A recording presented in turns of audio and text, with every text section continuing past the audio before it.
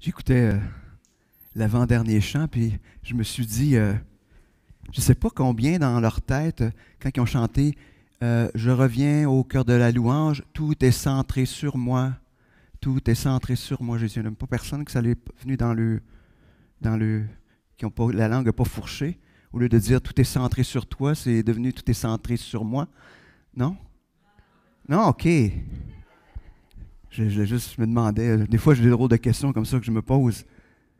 Mais je trouvais que cette question-là est quand même importante. Tu sais, c'est beau de le chanter, mais est-ce qu'en dedans de nous, ça disait tout est centré sur moi? Est-ce que dans notre vie, est-ce que tout est centré sur nous? Je ne sais pas. En tout cas, moi, j'ai des bulles comme ça, je m'excuse, mais je suis fait comme ça. Je pense que je suis né de même. Je pense que c'est un don relié à la naissance et qui s'est juste accentué avec le temps. Je ne sais pas, là, mais c'est pas, c'est inné en moi. Mais de se poser ces questions.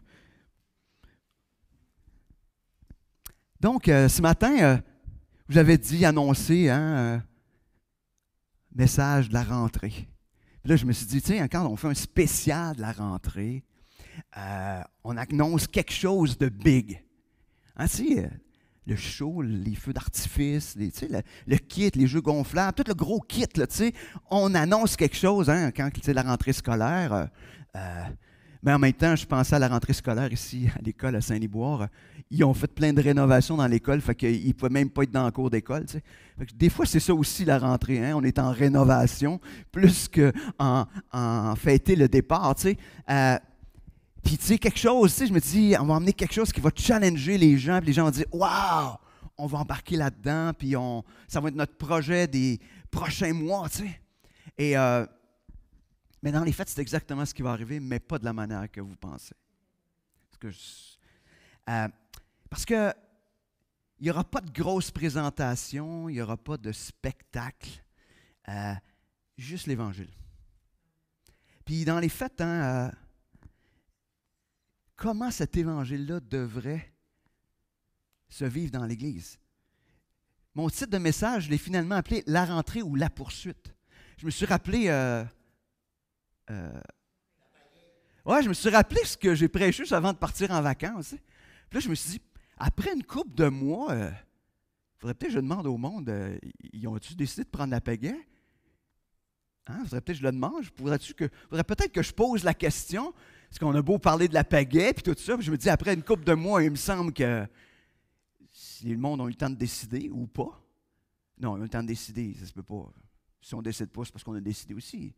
Fait que, j'aurais presque le goût de dire, quels sont ceux qui ont décidé de prendre la pagaie, mais, ah oui, je vais le faire. Non, OK, je ne le ferai pas. Je ne le ferai pas. Mais, ce message que ce matin, il va être un peu dans la suite. Même, je vais probablement prendre le texte que je prends a probablement été même enseigné en bonne partie pendant que j'ai fait ma série sur le fait de prendre la pagaie. C'est intéressant, j'écoutais une conférence ou une discussion entre deux leaders d'une église, aux États-Unis qui ont cette pensée, qui sont reliés à Yvan, un petit peu, tu sais, à Kansas City. Mais tu sais, je les écoutais parler. Puis à un moment donné, il y a quelqu'un qui raconte une anecdote, puis je me dis, je vais vous la... il était avec sa fille, sa jeune fille, puis il y a un moment donné, quelqu'un, il dit, « Ah, on va aller à l'église dimanche. » Là, sa fille est là, qui est toute jeune, 6 ans, peut-être 7 ans. Et là, elle dit, ben, je ne comprends pas. Comment on peut aller en quelque part que l'on est? On ne va pas à l'église, on est à l'église. Je pense qu'on devrait évacuer de notre vocabulaire aller à l'église. Nous n'allons pas à l'église, vous êtes l'église. Alors, mais vous êtes l'église quand? Oui. Ben, non, il y a de quoi vous avez. On est tout le temps, ouais, mais on est quand l'église? quand on est ensemble. L'Église, ça veut dire l'assemblée. Oui, vous êtes une partie de cette Église-là dans votre quotidien. Vous êtes ce témoignage vivant de l'Église. Mais vous êtes l'Église, particulièrement quand vous êtes ensemble. Ça va? Ça fait du sens? OK. Mais donc, on est l'Église et c'est cette vérité-là, je pense qu'on a besoin de s'imprégner dans nos cœurs, dans nos pensées au fil des semaines, au fil des jours, au fil du reste de notre vie, je crois. On a besoin de changer ce vocabulaire-là dans notre tête. Parce que, je ne sais pas si ça change, si vous voyez la différence. Si le dimanche matin, je me dis, « Oh, je vais-tu à l'église ou je ne vais pas à l'église? » C'est ça la question, hein? Ben, c'est ça, des fois. « Oh, je pense que je n'irai pas le matin, je suis fatigué. Je pense que je n'irai pas le matin parce que je pense qu'à matin. » Bien, à un moment donné, quand tu réalises que tu es l'Église, bien, la question n'existe plus. Elle n'existe plus. Parce que nous sommes l'Église. Et si nous sommes l'Église, nous avons besoin d'être l'Église aussi, ensemble. On a besoin d'être ensemble. Donc, faisons attention et si jamais ça sort de ma bouche, va aller à l'Église, vous me taperez ses doigts, hein, vous direz « Hey, on ne va pas à l'Église. Hein, » Fait que je ne vous inviterai pas à venir à l'Église. Mais je vais vous inviter à être l'Église. De plus en plus et de mieux en mieux. Souvent, on voit l'Église comme une série d'activités. Hein? Les choses que l'on fait le dimanche. Hein? L'Église, on la voit comme ça, on fait des choses le dimanche ou dans la semaine, mais on voit l'Église comme étant ça. Et c'est notre manière d'évaluer. On évalue l'Église selon le nombre d'activités ou le nombre de possibilités. D'un autre côté, on dit, « Oh non, l'Église, c'est les gens, c'est les relations, un endroit où on se sent bien. » Mais les relations, on peut les vivre en dehors de l'Église. Vous ne trouvez pas? En dehors du rassemblement. L'Église, je ne parle pas du bâtiment, là. Hein? En dehors du rassemblement. Mais c'est dans les fêtes, hein, ce que je veux vous emmener, c'est est-ce que l'Église, dans les fêtes, c'est pas plus que ça? Est-ce que ce n'est pas plus que ça? Fait que ce matin, je vais vous proposer davantage une réflexion qu'une prédication. Désolé, c'est ma force de réfléchir. Des fois, je réfléchis tout croche. Fait que je vais vous le partager. Fait que je ne pense pas que c'est tout croche, parce que mon désir ce matin, c'est de vous partager ce qui est dans ce texte-là. Et nous rappelant on s'est posé la question pendant plusieurs semaines au mois de juin, est-ce que je prends ma pagaie? Et si vous n'y avez pas répondu, j'espère qu'avant la fin de la matinée, vous aurez pris votre décision. Je ne vous oblige pas ce matin à prendre la pagaie. Je vous oblige juste à prendre la décision de la prendre ou de ne pas la prendre. Et si vous décidez de la prendre, c'est que vous décidez d'être l'Église et non de venir à l'Église. Donc, avant d'aller plus loin, on va prier. Seigneur Dieu, ce matin, viens parler à nos cœurs à travers ce passage des Écritures. Seigneur, c'est un passage qu'on connaît, mais Seigneur, on a juste besoin de se laisser imprégner. On a besoin de se laisser parler. Seigneur, viens parler à nos cœurs. Viens faire taire tous les questionnements, toutes les choses qui ne font pas partie de cette réflexion. Seigneur, on a besoin juste d'être là devant toi. Et comme on a dit, hein, qu'on revenait au cœur de la louange et que tout est centré sur toi. Ce matin, on veut centrer toute chose sur toi. Seigneur, qu'est-ce que tu as à me dire? Qu'est-ce que tu as à nous dire ce matin ensemble, comme Église? Seigneur, conduis-nous maintenant. Amen.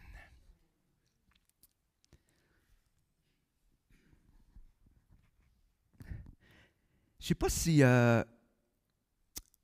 êtes déjà arrêté à ça.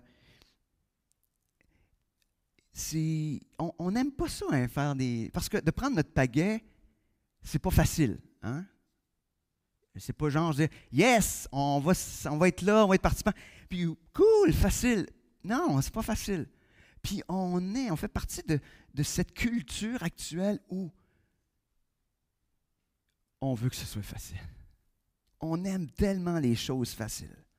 Puis en plus, malheureusement, on a appris que ça pouvait être facile dans les dernières années. Je pouvais me dire que j'allais à l'église et être assis chez nous.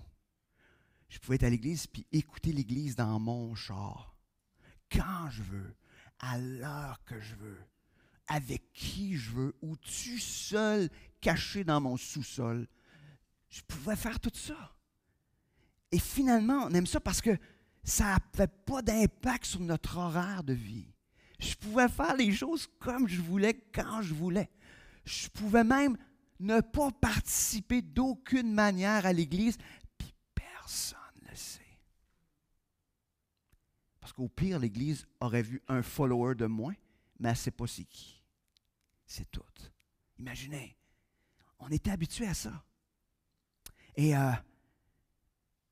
on aime ça être confortable. Puis ça se reflète souvent dans la vie qu'on choisit, puis ça se reflète aussi dans le modèle d'Église qu'on ne veut pas des fois abandonner. On aime ça le confort. Moi, je me souviens, dans le début de la pandémie, on a eu une rencontre, Vitalité. Ceux qui étaient là, vous vous en souvenez? On avait fait le constat que l'Église de Saint-Liboire, on était au stade qu'on était confortable ensemble. C'est un beau statut, hein? On est confortable ensemble. Mais le problème du confort ensemble, c'est que c'est comme le pic en haut de quelque chose. La seule affaire, c'est que ça s'améliore, puis il va se passer de quoi de positif, ou ça se détériore. C'est ça l'effet. Hein? C'est un petit peu comme, on est un petit peu comme au top de quelque chose qui peut aller dans un sens ou dans l'autre. Donc, ce matin, je veux qu'on regarde un texte en ne perdant jamais de vue que le héros de l'histoire, c'est Jésus. C'est pas moi, c'est pas vous, c'est Jésus. En tout temps et en toutes choses. Donc, on va tourner dans Éphésiens, au chapitre 4. On va lire du verset 11 au verset 16. Mais avant de le lire, c'est intéressant, vous pourrez lire Éphésiens 4 au complet. C'est intéressant, je lisais un peu les divisions de ce chapitre-là, mais tu sais, la première section du chapitre 4, c'est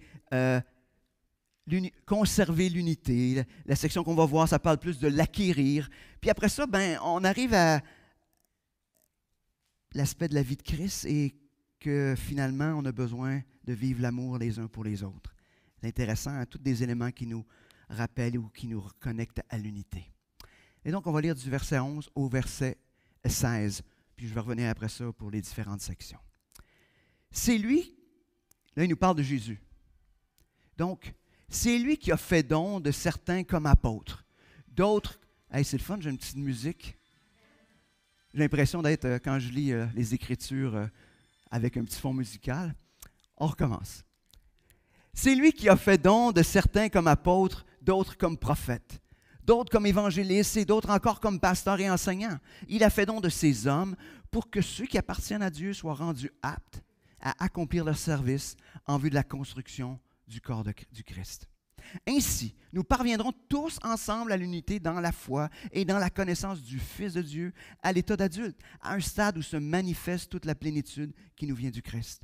De cette manière, nous ne serons plus de petits enfants ballottés comme des barques par les vagues et emportés ça et là par le vent de toutes sortes d'enseignements, à la merci d'hommes habiles à entraîner les autres dans l'erreur. Au contraire, en exprimant la vérité dans l'amour, nous grandirons à tout égard vers celui qui est la tête, le Christ. C'est de lui que le corps tout entier tire sa croissance pour s'affermir dans l'amour, sa cohésion et sa forte unité, lui venant de toutes les articulations dont il est pourvu, pour assurer l'activité attribuée à chacune de ses parties. Et là, on voit toute l'image de l'Église qui est le corps, dans la fin du texte. Donc, c'est intéressant, il commence en disant que Jésus a fait don. Intéressant. Donc, si Jésus fait don, ça veut dire que ce qu'il donne lui appartient. Vous êtes d'accord? Je peux difficilement donner quelque chose qui n'est pas à moi. Vous êtes d'accord? Ben, je peux le faire, mais j'étais un peu malhonnête. Hein? Mais donc, au départ, il y a cette réalité-là, c'est-à-dire que Jésus fait don. Et il fait un don de personnes. Donc, il y a des personnes dons. On va le dire de même, ça se dit drôle, mais ce n'est pas des dons particuliers, donc des habilités. Non, c'est des personnes qui sont données. C'est des personnes qui sont douées d'une manière particulière pour accomplir un ministère. Et peut-être certains pourraient dire, est-ce que, puis je ne veux pas aller trop dans les détails, mais on pourrait se dire, mais est-ce que ces personnes-là, c'est juste des personnes dans différentes églises locales ou c'est pour l'Église un petit peu plus large? Je ne pense pas que ça va changer grand-chose. Qu'on le mette en termes d'église locale ou de l'église un petit peu plus régionale. Puisqu'on ne parle pas d'église universelle, parce que l'église universelle, on sait que c'est l'église de tous les temps, de toutes les époques, des croyants. Mais ce qui est clair, leur ministère va avoir un impact local. Fait que ce soit dans l'église locale ou plus régionale, ces personnes-là sont données pour l'église. Et en même temps, est-ce que ces différents dons-là qui sont nommés, est-ce que c'est l'ensemble des dons ou des personnes douées données à l'Église? Je ne pense pas. Je crois que le but, surtout quand ils sont énumérés, certains vont dire 4, d'autres 5, ça dépend comment on divise le dernier, c'est juste pour montrer la largeur ou la grandeur de ce qui est touché. Et ça veut dire aussi qu'il n'y a personne dans ces 5 ou 4-là dont n'est capable d'accomplir toute chose. Ça veut dire que chacun a un rôle spécifique qui va jouer envers l'Église locale. Et donc, il ne peut pas jouer tous les rôles. Il peut juste jouer le rôle que Dieu lui a donné. Et dans ces dons, Dieu le donne, ou Jésus le donne à l'Église. Et je crois que l'Église a besoin de cette diversité-là. L'Église n'a pas besoin d'avoir juste tout le même genre de personnes. Ça serait plate. Ça serait vraiment plate, là. Parce que si on est tous pareils, puis si on fait toutes les affaires la même pareille, ben, on va de la misère à s'édifier. Je pense qu'on a besoin de toute cette couleur-là, puis cette diversité-là. Puis des fois, quand quelqu'un vient dans ses dons, vient un petit peu nous déranger, c'est probablement de ce don-là qu'on a le plus de besoin. Hein? Parce que Dieu est peut-être en train d'essayer de nous emmener plus loin dans notre compréhension. Donc, si je reviens à ce que je disais au départ, c'est que Jésus donne à l'Église des chrétiens qui sont doués. Ces chrétiens sont donc, qui au départ, comme je disais, ils appartiennent à Christ. Puis les dons, ils viennent de Dieu. Puis ils sont aussi pour Dieu. C'est-à-dire que cette personne douée n'a pas ces dons-là pour elle-même. Et ça, c'est vrai pour tous les dons spirituels. Pourquoi on les appelle des hommes dons? C'est parce que je crois que c'est des hommes qui sont particulièrement doués, de manière plus largement. Et probablement qu'ils vont avoir un impact encore plus grand. Et donc, c'est ça. Donc, ils ont des dons qui viennent de Dieu, puis ils sont pour Dieu. Puis, ce qui est encore plus particulier, c'est qu'ils sont donnés à l'Église. Ça veut dire que si je te donne quelque chose, ça t'appartient. Non?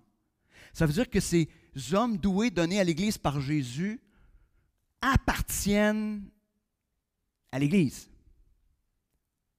Ils ne s'appartiennent pas, mais ils appartiennent à l'Église.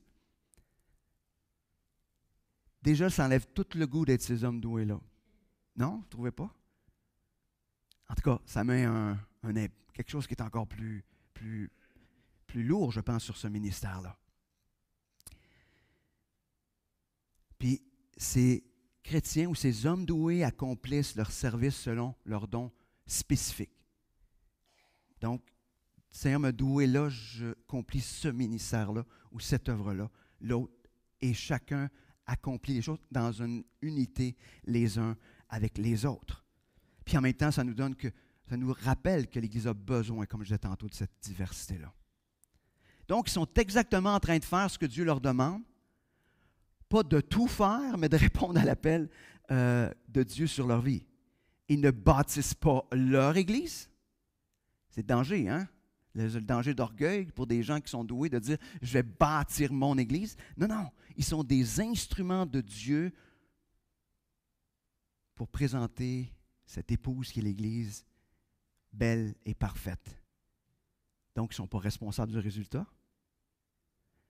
mais ils sont responsables d'obéir à l'appel que Dieu a mis sur leur vie. Dans les Écritures, on voit que on est appelé à être des modèles. Et d'une manière particulière, dans ces hommes doués-là, on a un exemple où Paul, qui exhorte Tite à être un de ces hommes, qui est un de ces hommes doués-là, à être un modèle. On voit dans Tite 2, verset 7, « Sois toi-même en tout un modèle d'œuvre bonne, que ton enseignement soit fidèle et qu'il inspire le respect. » Donc, il y a ce rôle-là envers ces hommes doués d'être des modèles. Mais en même temps, c'est un appel à être des modèles pour chacun des croyants. Quand Paul écrit aux Corinthiens d'une manière plus large, il dit « Suivez donc mon exemple. » Dans 1 Corinthiens 11.1, il dit « Suivez donc mon exemple. Comme moi, de mon côté, je suis celui de Christ. » Donc, il prend pour modèle Christ et il dit « Hey, soyez des modèles en suivant l'exemple de Christ. » Intéressant parce qu'il suit mon exemple, puis mon exemple, c'est de suivre Christ. Mais donc, il pointe vers Christ, donc il se présente comme un modèle qui pointe vers le modèle excellent, puis il dit, faites la même chose. Faites la même chose, afin de vous-même être de ces modèles-là.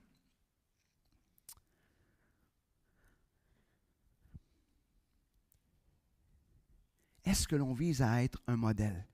Est-ce que je suis prêt à considérer que Dieu a mis dans l'Église des croyants, et vous aussi, d'une manière, que vous êtes des cadeaux précieux pour les autres, pour faire grandir? Puis je ne suis pas en train de mettre personne de l'avant, je ne suis même pas en train de me mettre de l'avant, je ne suis même pas en train de dire « je fais partie de ces hommes doués-là, je ne le fais pas, puis je ne le ferai pas ». Mais ce que je veux juste nous rappeler, que par nous-mêmes, on n'est rien, on est inutile. Dieu nous donne des dons pour son Église, afin que quand on est l'Église, on puisse ensemble interagir et grandir ensemble les uns avec les autres, se rappelant toujours qu'il y a un héros à cette histoire-là, puis ce n'est pas personne d'entre nous, c'est Jésus. C'est Jésus. Continuellement, il est ce héros-là. Et de toute façon, si on est honnête, chaque fois qu'on pense qu'on n'est pas pire, c'est pas long qu'on découvre qu'on n'est pas pirement dans l'erreur ou qu'on n'est pas pirement dans le champ. Là, je retiens mes mots parce que des fois, je suis plus coloré que ça, mais on est à côté et on ne réalise pas comment. Puis des fois, on est là, puis on roule dans la vie, puis on pense que, OK, c'est beau, tout est sous contrôle. Jusqu'à temps qu'il n'y ait plus rien qui est sous contrôle. Parce que dans les faits, ça n'a jamais été sous contrôle, parce que ce n'est pas Dieu qui était le centre de tout ça. Jésus n'était pas le héros. Mais on va aller un petit peu plus loin. Pour découvrir ce que Dieu veut pour son Église. Pourquoi Dieu envoie des croyants doués à son Église? Oui, parce qu'il les aime, parce qu'il désire qu'ils puissent grandir dans leur foi. Mais et la question qui m'est venue quand j'ai c'est, est-ce que nous sommes en train de rejeter l'amour de Dieu en nous éloignant de l'Église? Dieu fait don à l'Église, des gens qui sont là qui vont prendre soin, puis tous les croyants, on est là pour prendre soin les uns des autres. Mais quand on se retire, quand on décide d'être tout seul, nous autres, dans notre petit univers, est-ce que nous sommes en train de s'éloigner ou de rejeter l'amour de Dieu pour nous? Donc, si on va dans le texte, Jésus, il donne donc les chrétiens doués pour équiper ceux qui appartiennent à Christ. Point. Ils sont là pour équiper les croyants. Donc, les dons sont donnés afin que les autres puissent apprendre, grandir dans leur foi, devenir en maturité. Et ce qu'il dit, c'est pour les équiper afin d'accomplir leur service, ou certaines versions parlent de leur ministère. Et là, je vais mettre une petite explication. Nous, ici, aujourd'hui, on décrit « Ah, moi, j'ai le ministère de la garderie. Moi, j'ai le ministère de l'école du dimanche. Moi, j'ai le ministère du son. Moi, j'ai le ministère de... » Et c'est pas ça que ça parle, pas en tout. Ça parle du terme service. Dieu t'a donné des dons afin que tu puisses servir dans tes dons. Si le don que tu as reçu, c'est un don d'enseignant, bien, ça se peut que tu l'utilises dans un service particulier, à l'école du dimanche. Tu peux être en avant, tu peux être dans des petits groupes. Si Dieu t'a donné le don de service, tu vas peut-être servir de différentes manières. Mais tous ces dons-là que Dieu nous donne, c'est en vue que l'Église grandisse. Puis ça va se faire de différentes manières. Si j'ai le don d'enseigner, je n'enseigne pas juste site. Moi, là, mon don, c'est de l'enseignement, puis moi, j'enseigne juste le dimanche matin. En dehors de ça, je n'enseigne pas. C'est fini. Ceux qui me connaissent savent que je pense que j'enseigne tout le temps, même dans mes rêves. Fait que j'enseigne tout le temps. L'auditoire est silencieuse dans mes rêves, ou est obéissante, je ne sais pas, mais non, mais ça... J'enseigne. Mais si j'ai un don de service, je ne sers pas juste dans un ministère, je sers parce que Dieu m'a équipé avec ce don-là pour servir. Fait que je vais servir. Je vais servir all the way. Et je trouve qu'aujourd'hui, on a du service syndical, j'appelle. Moi, je fais ça. Hey, je sers dans l'église, moi. Je fais ça. Oui, c'est correct. Mais tu peux faire autre chose. Mais aussi dire, ah, je pense que ce n'est pas dans mon don, ou je pense que ce n'est pas le ministère que je pense que Dieu m'appelle, donc je ne le touche pas. Mais Dieu t'appelle à un service. Il t'a donné des dons. Alors, chacun d'entre vous, chacun, vous êtes appelés à vous occuper de l'Église. Et il y a des hommes doués qui sont là, ou des gens doués qui sont là, qui nous entourent, qui nous aident à grandir, afin qu'on puisse exercer de mieux en mieux ce service-là.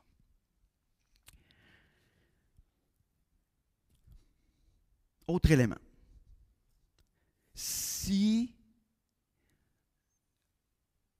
il y a des hommes doués qui sont là pour équiper, savez-vous que pour équiper, il faut que l'autre veuille être équipé? Hein? Vous ne trouvez pas? C'est comme ça va dans... Tu peux bien enseigner, tu sais, c'est comme un prof d'école, il peut bien enseigner à l'école, mais tous ceux qui sont anciens avant de lui, il fait comme ça ne m'intéresse pas. Il aura beau faire n'importe quelle stepette, le prof d'école, moi je sais, il y a des matières que demande-moi pas ce que j'ai appris là, je ne sais pas. Parce qu'il ne m'intéressait pas. Soit que c'était le prof ou soit c'était la matière. Pour le moment, ça ressemble à tout mon secondaire, mais ça, c'est d'autres choses. Mais Dieu fait des miracles. Regardez, je suis ici en avant. Là. Mais dans les faits, hein, ça veut dire que chacun d'entre nous, on est appelé à dire, « Hey, moi, je veux grandir. » Y a-t-il quelqu'un qui... Parce qu'on est... Veut pas, on est en train de dire, « Moi, je veux grandir » ou « Non, ça ne m'intéresse pas. » Si je veux grandir, ça veut dire que je suis prête à me laisser impacter par les gens de l'Église, les croyants de l'Église que Dieu met autour de moi. Je suis prête à me laisser impacter. Je suis prêt. Que ça ait une influence dans ma vie. Ah, c'est correct, pose-les tes questions. Arrête-les pas. Ouais, non, mais c'est correct qu'il me la pose, c'est correct. C'est ça la vie d'Église aussi. Mais donc, que ça ait cette influence, qu'on accepte que les autres aient une influence dans notre vie afin de nous rendre de plus en plus semblables à Christ.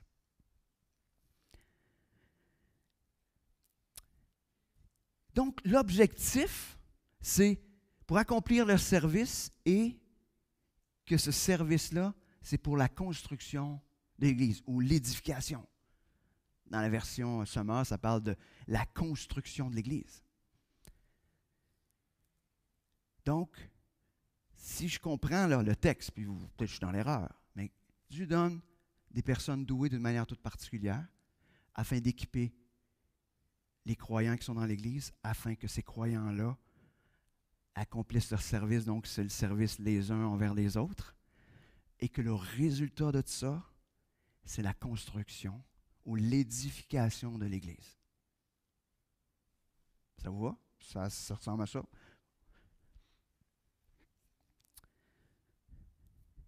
Mais dans les faits, cette Église-là, en plus, une fois qu'elle sera édifiée, imaginez l'impact dans le voisinage ici. Imaginez l'impact. Imaginez l'impact autour de vous. Pas juste dans Saint-Liboire, mais autour de vous. Si vous êtes transformés de plus en plus matures dans votre foi, vous serez aussi ces personnes matures dans votre foi partout ce que Dieu va vous placer. Dans votre voisinage, dans votre travail, à l'école. Peu importe où vous allez être, vous allez ces gens de plus en plus matures que les gens vont voir. Et qui vont pouvoir dire, aïe, qu'est-ce qui se passe? Je suis plate là, mais je ne crois pas à la maturation spirituelle tout seul chez vous. J'y crois pas. J'y crois pas. Parce que savez-vous, c'est quoi qui façonne ou qui fait grandir ou maturer les gens? C'est les relations. La seule manière de savoir si je suis quelqu'un qui est capable de pardonner comme Christ a pardonné, bien, il faut que je sois en relation avec quelqu'un. Puis il faut que cette personne-là m'offense. Il faut qu'elle m'accroche. Et c'est là que je le sais. C'est là que je le sais. Je peux prendre plein d'autres exemples. Mais il n'y a pas de manière de grandir tout seul chez vous. Moi, là, j'écoute plein d'affaires. J'écoute des prédications, j'écoute des podcasts. Puis j'écoute ça, puis là, je fais comme « Oh, wow! Yes! » Je vole comme ça. Là. Puis là, j'arrive, je rentre en relation avec les gens, c'est comme « Semblait que c'était clair, mais semblait que j'avais compris de quoi? » Et non, et non. Mais la manière, par exemple, c'est, oui, je l'ai entendu, oui, j'ai appris, mais la manière, c'est comme, ah, OK, qu'est-ce que je n'ai pas compris? Qui fait qu'aujourd'hui, je ne suis pas capable de le vivre. Je ne suis pas capable de le vivre dans la relation les uns avec les autres. Je vous dis tout de suite, vous ne deviendrez jamais des chrétiens matures, chacun chez vous. Puis je vais aller plus loin. Vous ne deviendrez jamais des chrétiens matures juste en étant assis ici le dimanche matin. Vous allez devenir des chrétiens matures si vous commencez à être en interaction les uns avec les autres. Puis si vous commencez à faire comme oh! Mais des fois, c'est des belles affaires, hein? Puis vous allez voir en même temps l'œuvre de Dieu qui se passe dans votre vie si vous êtes en interaction. Parce que vous allez voir dire, hey, avant, j'aurais réagi comme ça.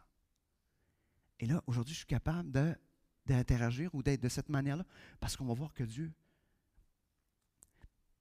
a agi, nous a transformés. Donc, je crois que on a besoin d'être ce témoin vivant de la puissance de l'Évangile dans notre vie d'Église puis partout ce que Dieu va nous placer. Et moi, quand je rêve à l'Église, c'est ça que je rêve.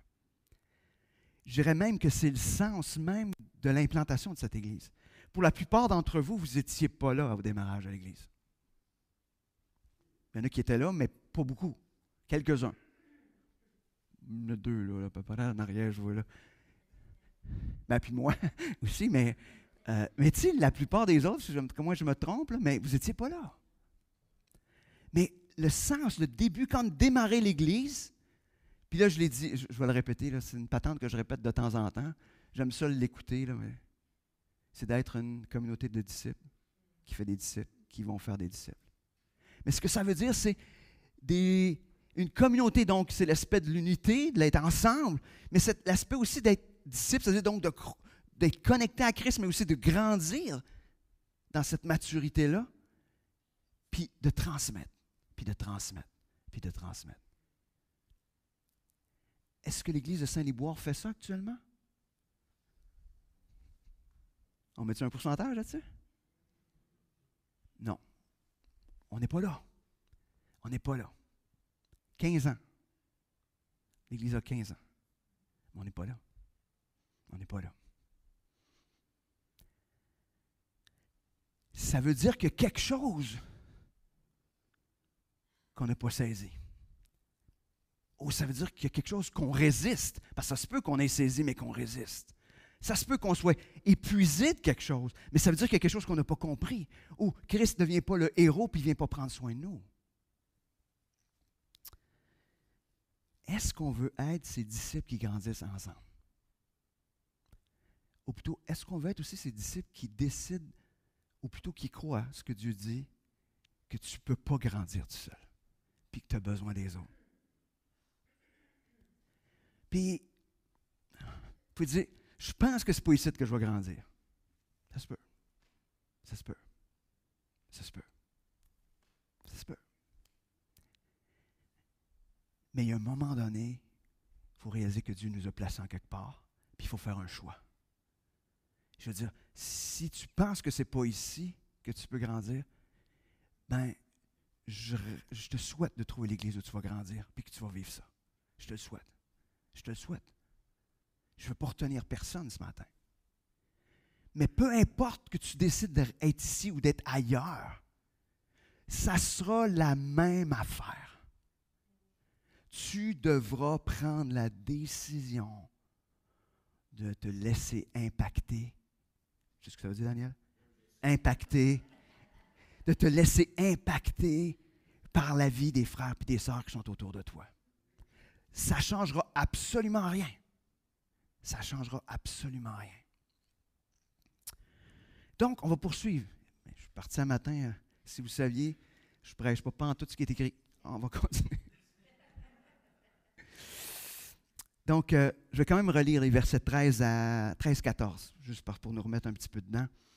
Ainsi, nous parviendrons tous ensemble à l'unité dans la foi et dans la connaissance du Fils de Dieu, à l'état d'adulte, à un stade où se manifeste toute la plénitude qui nous vient du Christ. De cette manière, nous ne serons plus de petits enfants ballottés comme des barques par les vagues et emportés ça et là par le vent de toutes sortes d'enseignements à la lumière d'hommes habiles à entraîner les autres dans l'erreur.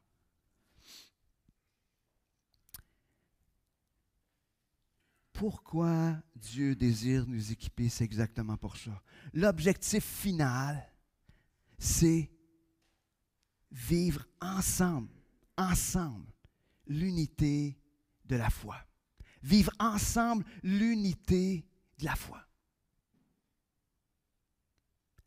Je ne sais pas si vous voyez, mais il y a comme dans ce texte-là, il y a quelque chose de particulier. Hein? Il parle de ensemble à l'unité. Il me semble qu'il y a quelque chose de... C'est comme une répétition de la même patente, vous ne trouvez pas? Moi, je vis l'unité dans la foi tout seul.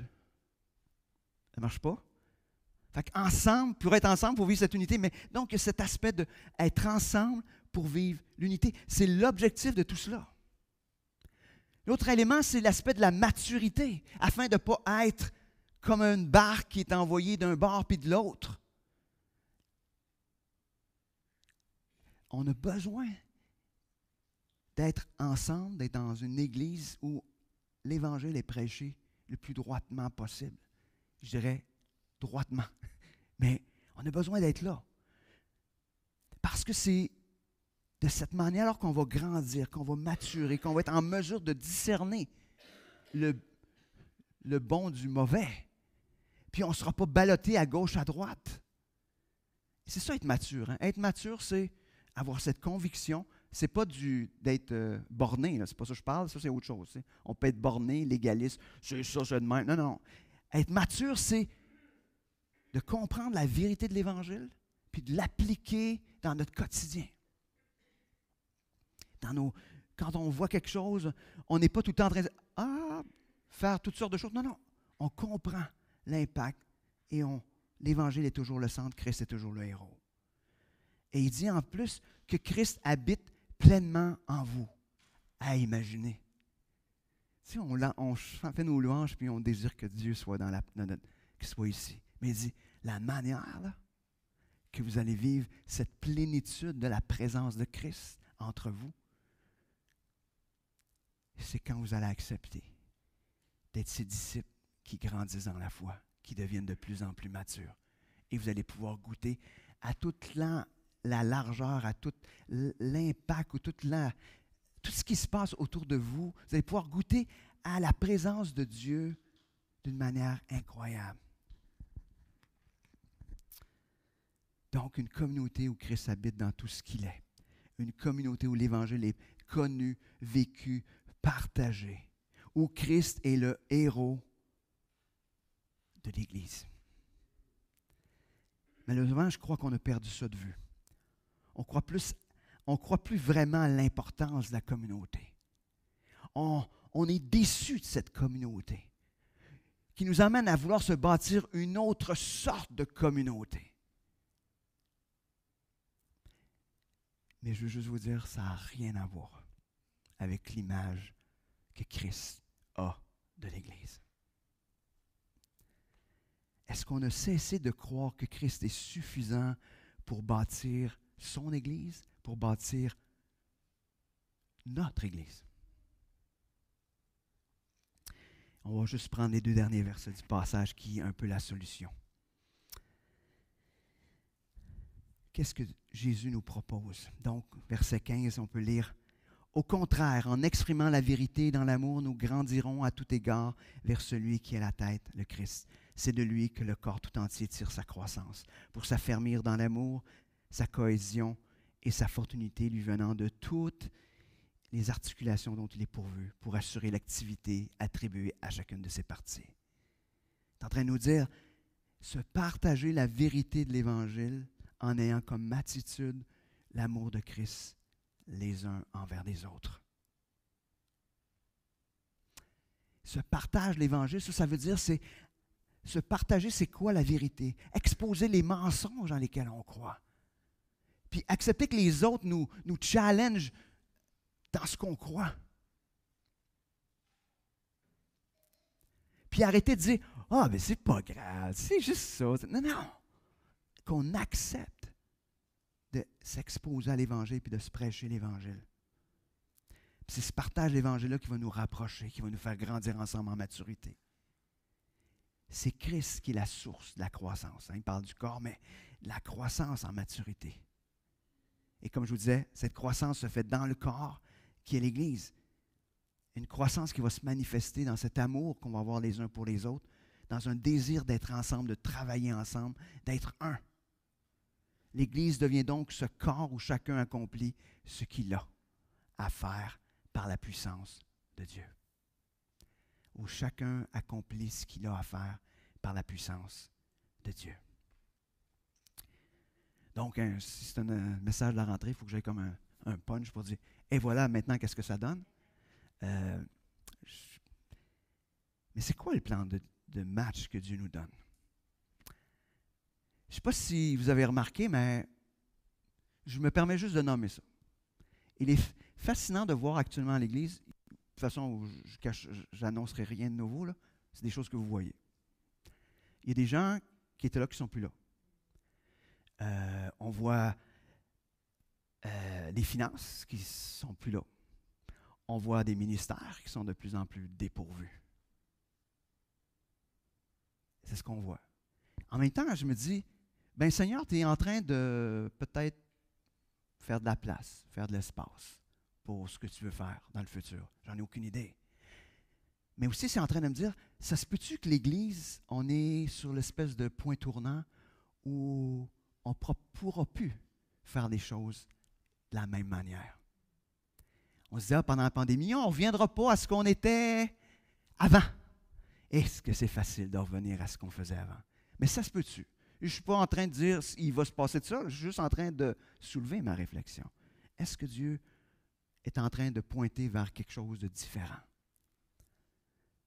Où l'Évangile va toujours demeurer le centre, mais de manière différente. Donc, le plan de match, c'est un engagement dans la prière. Je vous engage dans la prière.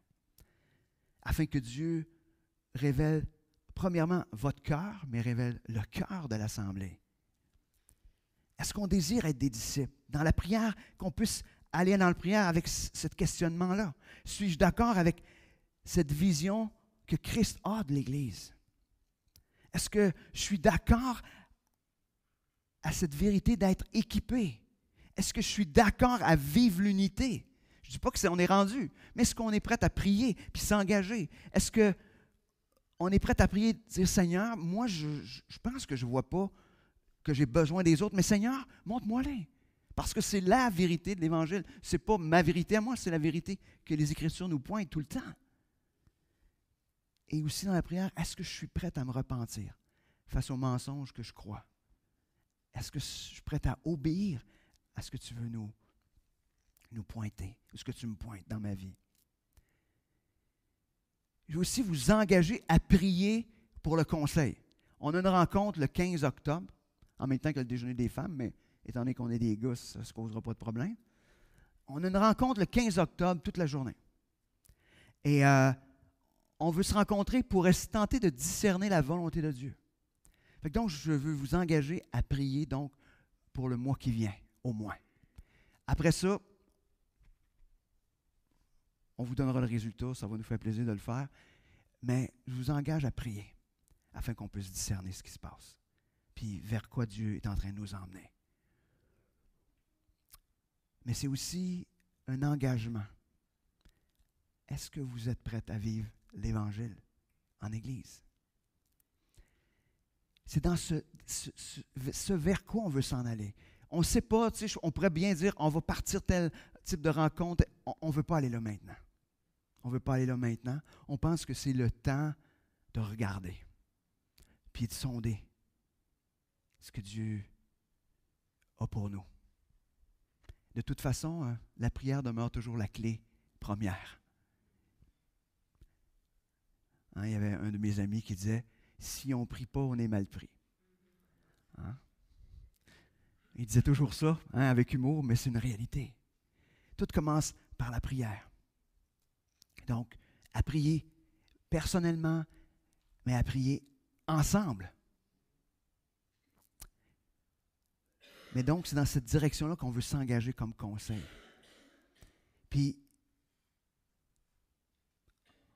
on croit fermement que Dieu a une vision claire pour l'Église, puis on veut s'engager là. On ne veut pas s'engager là. On veut s'engager exactement où ce que Dieu veut nous emmener. Et c'est ce qui est sur notre cœur, et c'est là qu'on veut être. Donc ce matin, beaucoup de petites réflexions, probablement que j'en ai trop dit, comme toujours. Mais qu'est-ce que vous retenez? Peut-être que c'est l'élément que vous pourrez dire.